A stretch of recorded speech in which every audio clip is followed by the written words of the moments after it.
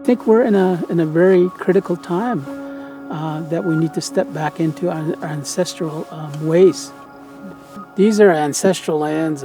My grandfather was here, and then his grandfather, which was named Old Man Skeen. Our last name is really in regards to an old word, which means hunter.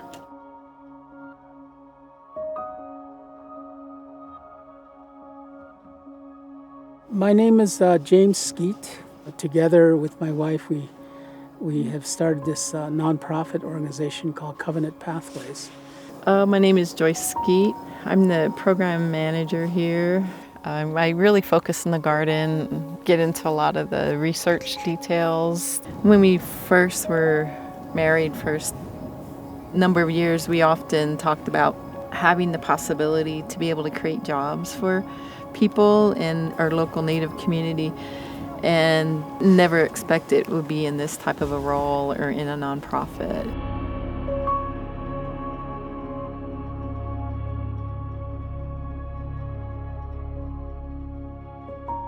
My entire family is from this area, where we live, which is 10 minutes from here. My family's been living there for more than 100 years. At the moment, I'm actually helping with gardening. I also help with butchering. It's a great job. It's nice and close. We actually get to learn more about self-sustaining, composting, raising animals, livestock. This is actually very new to me too as well. I've never really gardened, never really farmed. Coming here, learning how to butcher, how to shear sheep, how to maintain animals, something new to me. So me and my husband, we have a small little farm that we live about, say, 10 minutes from here down the street. We actually were hired by James and Joyce at the beginning of the month to shear their sheep. And after that, they had us working part-time here. My Nolly, which just lives right down the road over here, they had sheep.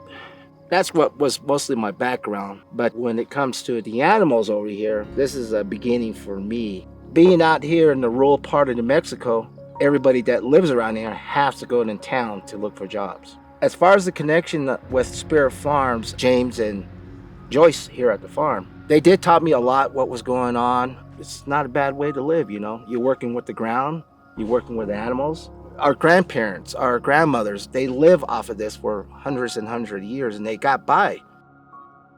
A lot of the dry farmers aren't using compost. Our ancestors used compost. Dry farming itself, our climate has changed. So we got to mulch, we got to capture as much of the water. So if we were to do dry farming here, most of the times we'll burn the seeds in the soil, and we've seen that happen with corn because our climate is hotter. So we need to put a blanket on the seeds itself to keep that temperature moderated so that the plants can germinate. The only reason we have them in rows like this is because of the drip lines. We're experimenting what the distances are, and we're seeing that the deep watering, and that's where we're getting to the wool, really benefits. On a level, if you really want to go into production, this can be the way. So we're experimenting with that. So it's really the use of our ancestral knowledge and science to combine it together. My grandfather, who was the medicine man, would always tell us that if you have time, if you don't have anything to do, take your shoes off, take your socks off, put your feet in the soil, recalibrate, let Mother Earth recalibrate your soul, and just relax. I do love the peace and quiet out here. Growing what we were doing right here, I mean, that really kind of helped me connect back to Mother Earth. The growing that they're doing, the things that they're learning, they're applying. It's very sacred. We've learned that there's no such word as volunteer among our indigenous people, you know. There's always a compensation or reciprocity that's there. So anytime that you can fund outfits like ours, and as well as the other ones that are represented with the Colorado Plateau, you're defunding the existing system that has caused the damage, especially in our indigenous communities.